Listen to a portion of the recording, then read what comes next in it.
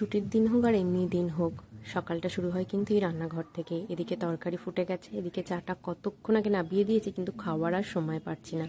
এখনো শাক ভাজা হবে, মাছ হবে। যাই হোক, রান্নাঘরের কাজ কিছুটা সামলে এবার চা নিয়ে এসেছি ছাদে। এই 5-10 মিনিট একটু বসে চাটা খাবো, তারপর আবার নিচে চলে যাব। এখনো বেশ কিছুটা রান্না বান্না বাকি। কোনোদিন তো আমাদের আর ছুটি পাই না, সকালবেলা উঠেই আগে রান্নাঘরে। কি রান্না হবে, কি খাবো, সকালে জলখাবারই কি হবে, এই ভাবতে ভাবতেই যেন সকালটা কেটে যায়।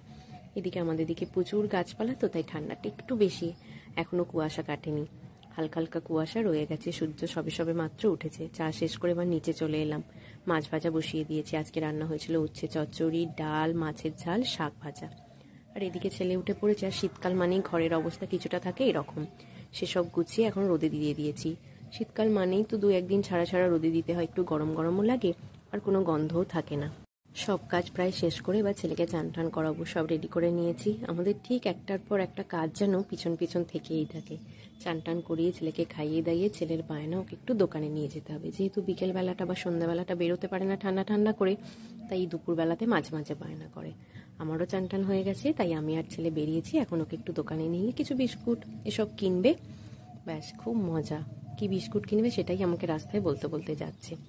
দোকানের কাছে আমরা প্রায় চলে এসেছি। এই দোকানটায় প্রায়শই আসার জন্য মাঝে মাঝে বায়না করে, ওর পছন্দ মতো কিছু বিস্কুট নেবে বলে।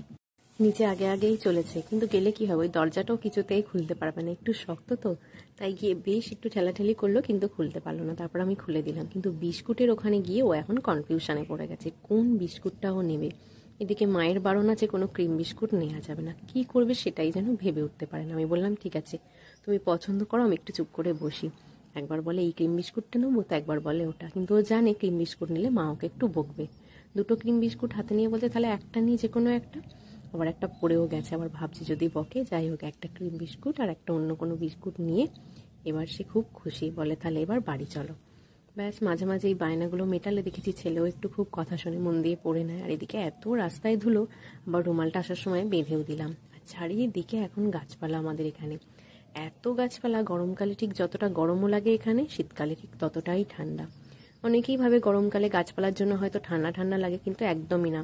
সেইভাবে তো হাওয়াটা কাটতে পারে না, হাওয়াও দেয় না খুব একটা। তো যাই হোক, বাড়ি চলে এসে এখন আমি এসেছি ছাদে।